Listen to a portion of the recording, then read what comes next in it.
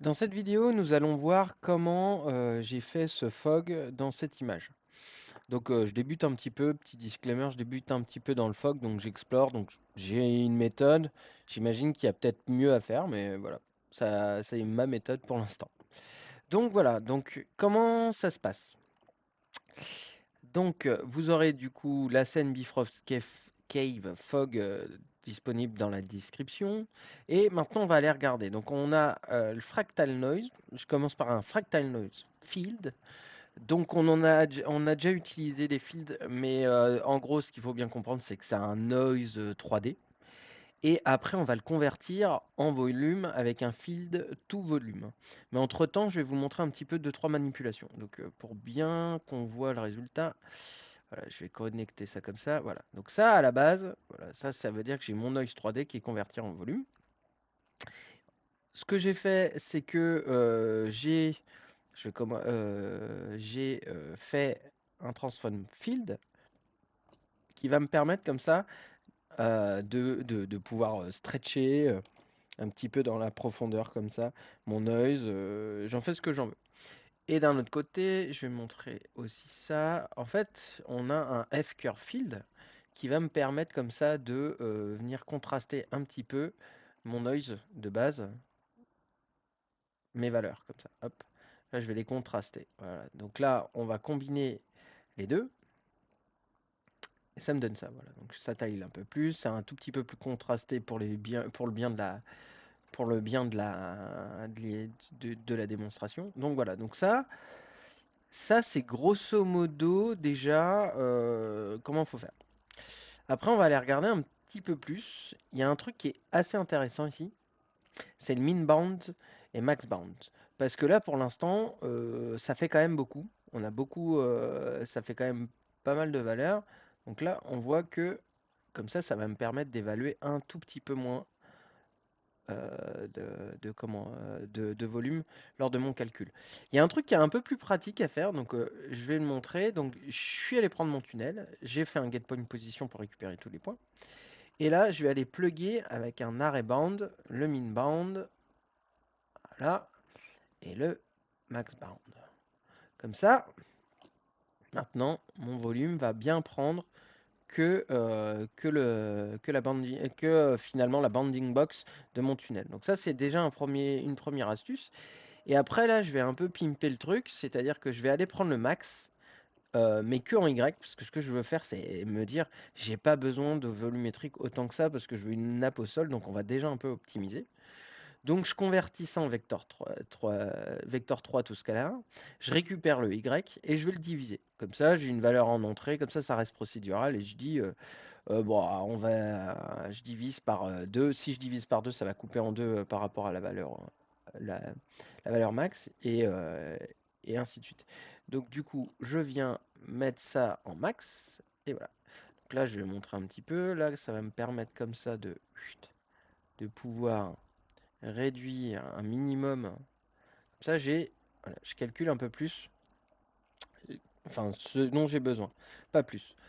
Un autre truc à connaître aussi pour avoir du détail, on va les regarder, c'est dans le fil volume. C'est comme pour convertir les mesh to volume et volume to mesh.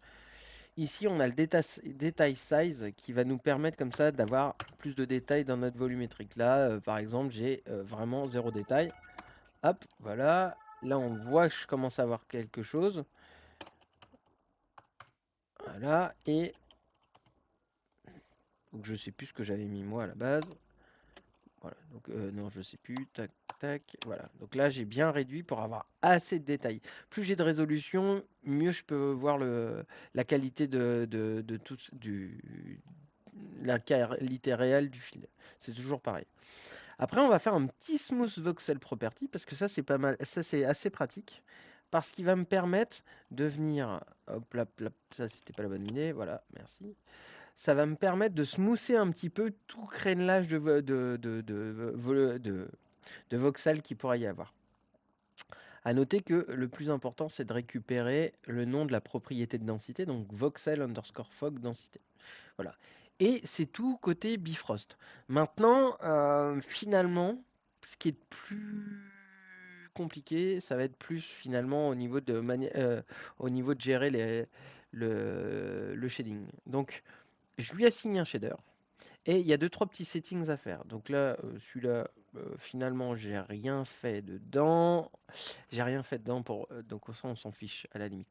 Mais c'est celui-là. Donc c'est-à-dire que là, quand vous prenez un mesh et que vous voulez faire du volume dedans, dans Arnold, bon là c'est pas un mesh, mais c'est bien de venir mettre un step size et un volume padding pour activer la volumétrique. Donc là, je le fais, je l'ai mis, vous tenterez sans, peut-être que ça marche sans, vu que c'est du volume dans Bifrost, mais je me dis au moins ça vous explique que si je mettais un cube et que je lui assignais un shader de volumétrique, eh ben je peux le convertir en volume aussi dans Arnold. Donc voilà.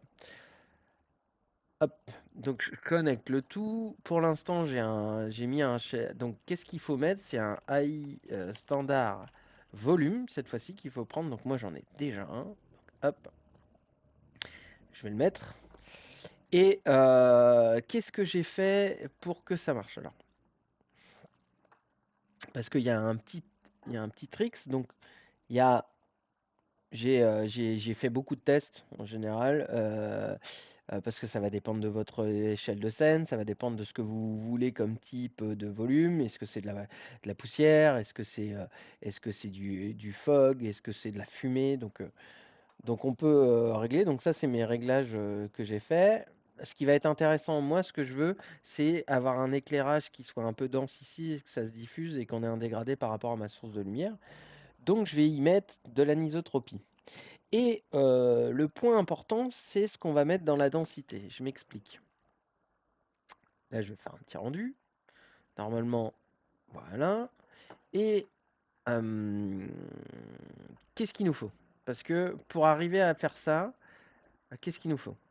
Donc l'idée, c'était d'avoir un dégradé dans la hauteur, comme ça, pour pouvoir finalement enlever de la densité vers le haut et garder la densité au niveau du sol. Et pas avoir un seul bloc comme ça. Donc, pour ce faire, ce que j'ai fait, c'est qu'au début, j'ai fait un projection. Donc, grâce au projection de Maya, hop, pardon, interactif, faux. Ce que j'ai fait, c'est que j'ai créé un ramp, pardon. J'ai fait un ramp, mais là, je l'ai pris en projection. L'avantage, c'est que du coup, ce ramp-là, il vient avec quelque chose, avec un placement de texture. Voilà, celui-là. Et du coup, je suis allé le placer par rapport à mon cube. Comme ça. Je l'ai fait volontairement un peu dépasser pour avoir un peu de marge. C'est pour des questions de problèmes de bord de bounding box. Donc je l'ai réglé. Voilà, pof. Et du coup, à la fin, ça m'a donné ce qu'on voit ici. Donc là, c'est un placement 3D. C'est un placement 3D en cubique. Donc du coup, une fois que je l'ai eu, donc, je peux virer tout ça. Il y a un peu des caprices avec Arnold. Donc ce que j'ai fait, c'est que j'ai pas utilisé justement le projection. Mais par contre, j'ai fait un AI UV projection. Voilà, comme ça.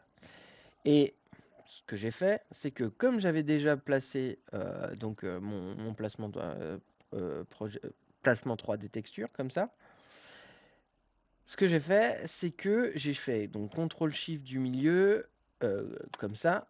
Je suis allé prendre la World Inverse Matrix et je suis allé la mettre dans Placement Matrix.